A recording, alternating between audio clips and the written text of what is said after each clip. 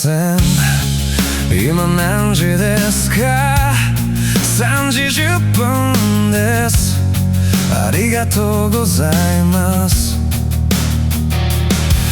5時半に友達に会います。ご飯を食べます。そうですか、どこに行きますか？ここにいいお店があります。何分かかりますか？10分かかります。5時半ですね。いいですね。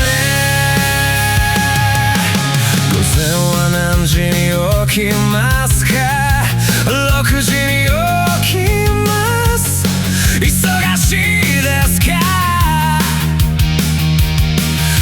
仕事をします。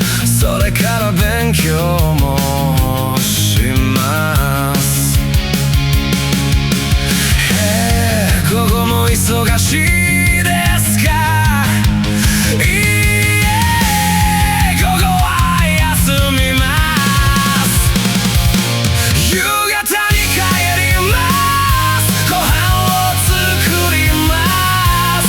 9時半に寝ます。おやすみなさい。